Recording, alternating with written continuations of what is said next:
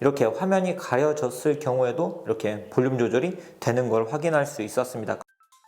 안녕하세요. 빠르게 테크 소식 그리고 테크 리뷰를 전해드리고 있는 이프입니다. 제가 지난 영상에서 iOS 16.2를 통해서 추가가 된 애플 뮤직 싱 기능을 소개를 해드렸죠. 해당 영상에서 이야기를 해드린 것처럼 이번 영상에서는 iOS 16.2를 통해서 우리가 사용하고 있는 아이폰이 어떻게 변화를 했는지, iPadOS 16.2 버전을 통해서 아이패드는 또 어떻게 변화를 하는지, 워치OS 9.2 버전을 통해서 애플워치에는 또 어떤 기능이 추가가 되는지 소개를 해드리려고 합니다. 오늘 소개를 해드리는 애플의 새로운 OS들은 아마도 다음 주에 정식 배포가 될 것으로 보이는데요. 과연 어떤 기능들이 추가가 되었는지 지금부터 하나씩 제가 소개를 해드리도록 하겠습니다. 먼저 아이폰부터 살펴보도록 하죠. 어떤 새로운 기능이 추가되었는지 이야기를 해드리기 전에 iOS 16.2 베타 버전을 이미 사용하고 있는 구독자분들 중에는 배터리하고 기존에 느끼시던 버그 등이 개선이 되었는지 궁금하실 것 같은데요. 먼저 많은 분들이 배터리 이야기를 많이 하셨던 것 같은데, 제가 일단 이번 RC 버전을 업데이트한 후에는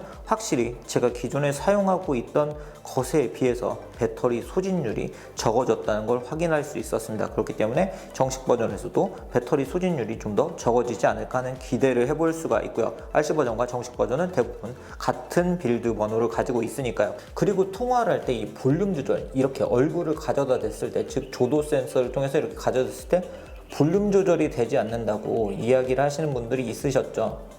자, 그런데 일단 제가 사용하고 있는 아이폰 14 프로 맥스 모델 같은 경우는 이렇게 화면이 가려졌을 경우에도 이렇게 볼륨 조절이 되는 걸 확인할 수 있었습니다. 이처럼 아이폰 14 프로 맥스 모델 같은 경우는 이렇게 화면이 가려진 상태에서도 통화 볼륨을 조절할 수 있는 걸 확인할 수 있었습니다. 자, 그럼 이제 iOS 16.2 버전에서 아이폰에 추가가 된 기능들을 확인해 보도록 하겠습니다. 먼저 제가 어제 소개를 해드린 것처럼 애플 뮤직 싱 기능, 노래방 기능을 사용할 수 있게 되었기 때문에 아이폰과 아이패드 그리고 애플 TV에서 이제는 보컬음을 이렇게 조절을 하면서 노래방 기능을 사용하실 수 있습니다. 두 번째로 달라진 부분은 바로 에어드랍 기능이 달라졌는데요. 에어드랍을 사용할 때 기존에는 수신금, 연락처만, 그리고 모든 사람들에게 세 가지 옵션 중에 하나를 선택할 수 있었죠. 이번에도 세 가지 옵션 중에 하나를 선택할 수 있는 건 마찬가지인데, 이제는 모든 사람들에게 계속 에어드랍을 받을 수는 없고요.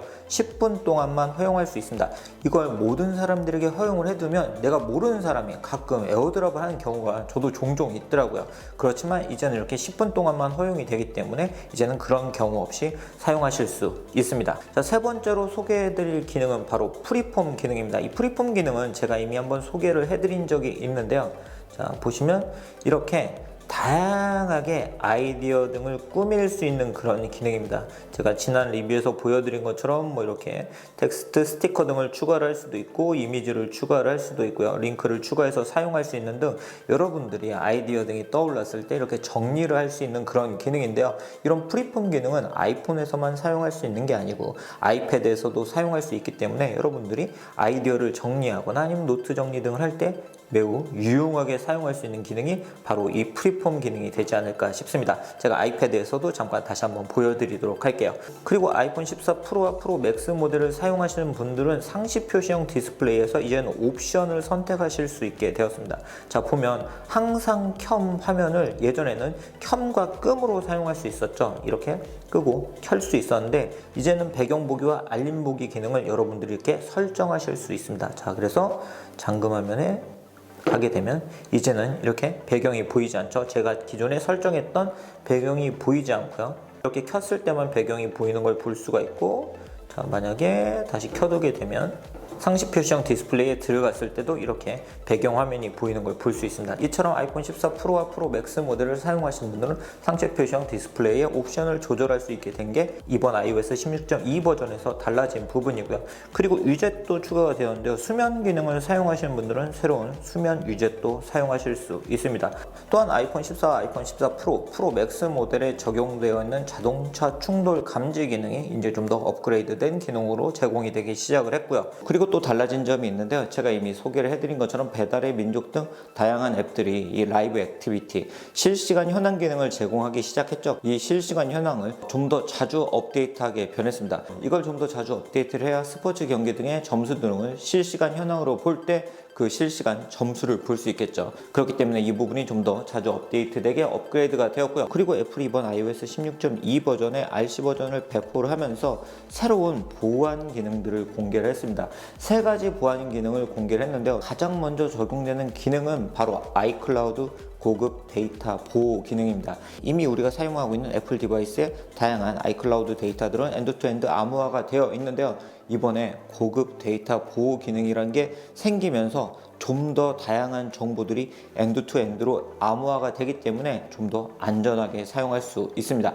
이 기능은 일단 22년에는 미국에서 런칭이 되고요. 내년에는 전 세계에서 사용할 수 있다고 하는데요. 아이폰을 사용하면서 아이폰에 저장되어 있는 데이터들을 좀 더 안전하게 사용할 수 있게 됩니다. 그 외에도 다양한 부분이 보시는 것처럼 업데이트된 걸 확인할 수 있습니다. 자, 이제는 애플워치를 살펴보도록 하겠습니다. 애플워치 같은 경우는 제가 이미 직접 사용을 해보고 달려보고 여러분들께 소개를 해드린 적이 있는데요. 위에 I 표시를 누르시면 해당 영상도 만나보실 수 있습니다. 자, 이 점점점 부분을 누르고 이 부분을 누르게 되면 여기 경로라는 기능이 있죠. 이 경로를 선택하게 되면 여러분이 기존에 했던 운동, 여러분들이 특정 경로에서 달리기나 사이클링 등을 했을 때 그 기록이 있습니다. 이 기록에 도전을 할 수 있습니다. 그때 이렇게 운동을 했고 최고 기록과 최신 기록을 확인할 수 있고요.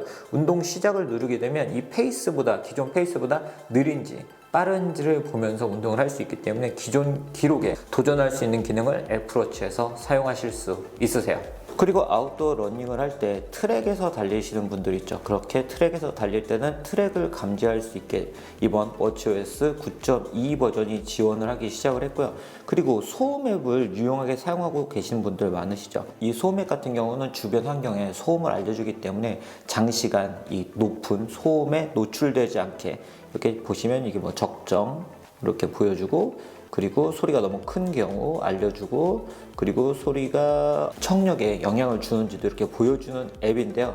이제는 에어팟을 착용했을 때 보시면 이렇게 에어팟이 소음을 줄여줬다는 것도 이제 표시가 되게 되었습니다. 즉 소음이 많은 환경에서 에어팟을 착용해서 에어팟을 통해서 소음이 줄어들었다는 걸 확인할 수 있습니다.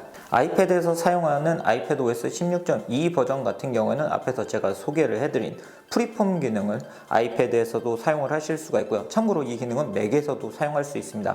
그렇기 때문에 아이패드를 이용해서 이 프리폼을 멋지게 꾸미면서 여러분들이 사용하실 수 있고요. 그리고 M1과 M2가 탑재된 아이패드 같은 경우는 스테이지 매니저 외장 디스플레이 기능을 사용할 수 있기 때문에 최대 8개 앱을 동시에 사용하면서 전환하면서 사용하실 수 있습니다. 네, 오늘 이렇게 애플의 새로운 OS를 통해서 아이폰, 아이패드 그리고 애플워치에 어떤 기능들이 추가되었는지 소개를 해드렸습니다. 이 버전들은 제가 영상 초반에 이야기를 해드린 것처럼 다음 주에 정식적으로 배포가 될 예정이니 다음 주가 되면 여러분들도 직접 OS를 업데이트를 해서 오늘 제가 소개를 해드린 기능들을 직접 만나보시면 좋을 것 같습니다. 그럼 오늘 영상 여기서 마치도록 하겠습니다.